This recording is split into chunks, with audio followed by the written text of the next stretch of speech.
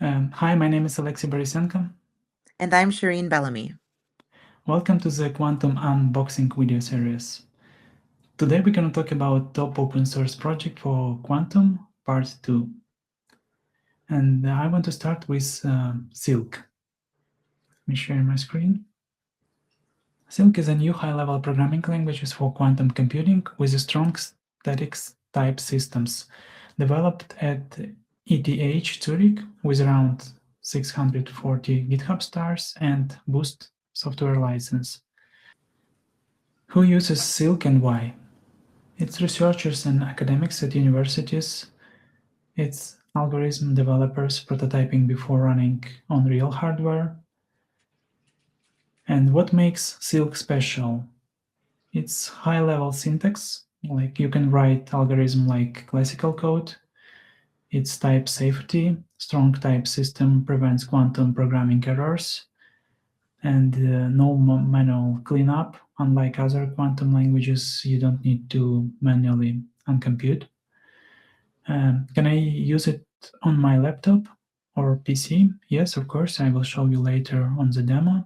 Silq uses mathematical models to simulate quantum behavior, stores quantum states as a complex number in RAM. And let me show you a quick demo.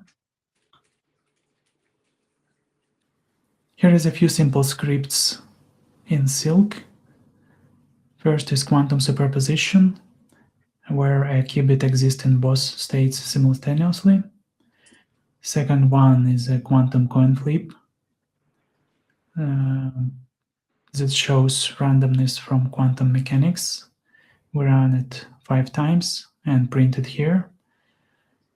Third one is quantum entanglement, when two qubits linked, and when we measure one, we know both states, and there is a simple script here in Silq and output about Alice and Bob that always match. And quantum interference, and that's it. You can try to write your first quantum script using Silq. Yeah, so Silk is really interesting from a language design perspective, especially that uh, the automatic uncomputation part that you were talking about earlier in terms of one of its features.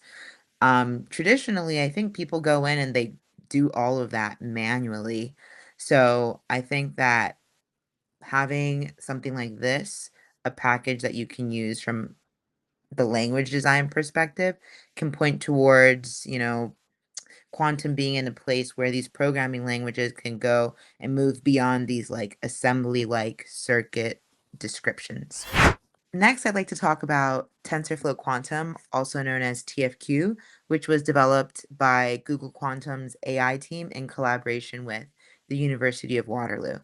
So this Python framework is bridging classical machine learning with quantum computing, a very common phenomenon nowadays. And it's doing that by enabling quantum algorithms researchers and machine learning applications researchers to explore computing workflows in a way that's able to leverage what the Google quantum computing ecosystem already has and what is in the TensorFlow ecosystem, which is widely adopted already in the AI ML space. TFQ's more recent updates include improved integration with Cirq, which is a common open source framework for circuit design, and optimized hybrid quantum classical training loops, along with some other features that you can see here. So what this is designed specifically to do is for when what TFQ is designed to do is when we're creating these hybrid quantum classical models, we can think of these quantum neural networks, so to say, where quantum circuits are able to work together and learn feature extractors. So all of this can be done with this integration now with TensorFlow's ecosystem.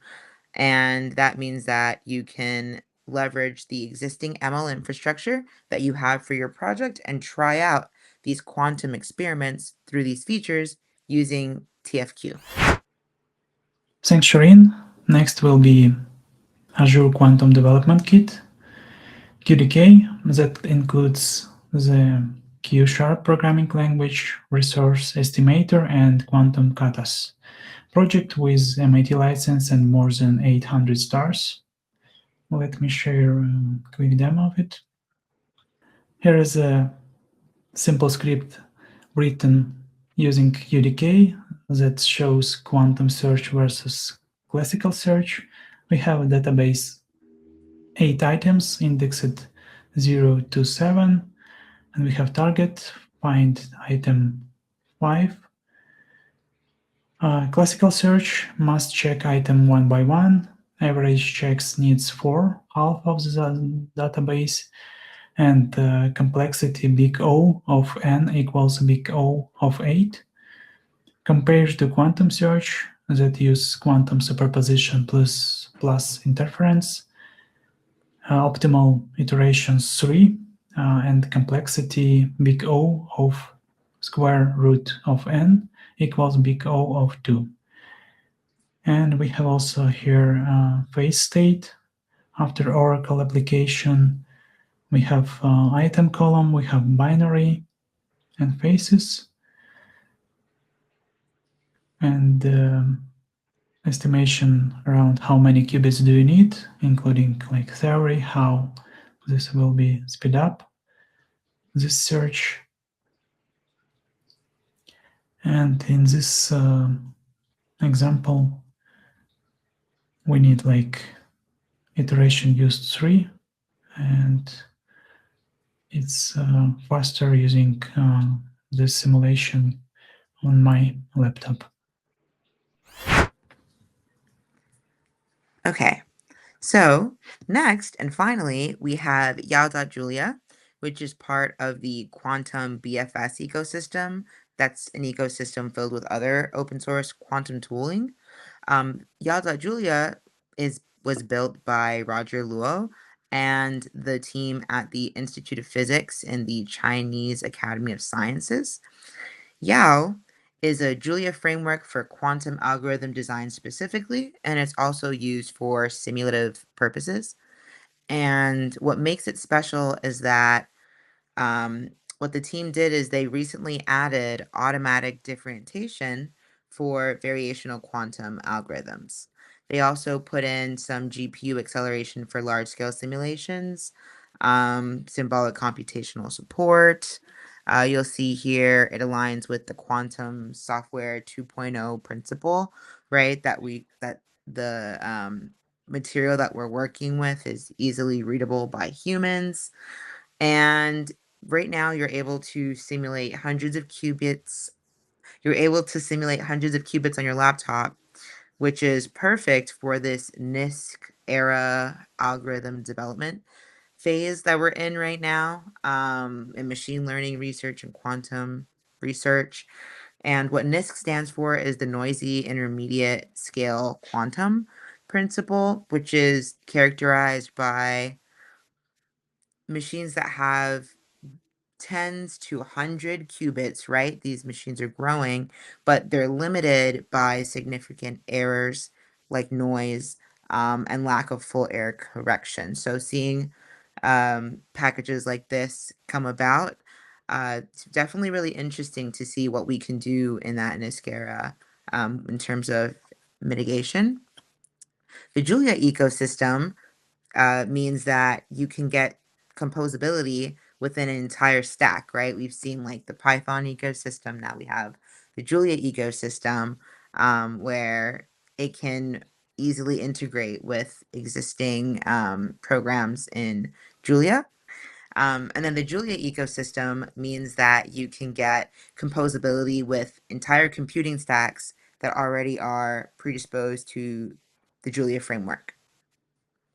All right. Well, with that, we have our 4 tools that we wanted to cover today for the quantum unboxing series. These tools are all democratizing quantum computing in their own ways. And in the era that we're in, and with the challenges that the quantum machine learning community faces, along with the quantum scientific community at large, it's really interesting to see that we have these free open source tools available at our fingertips, right? Yeah, all links available in description. Thank you.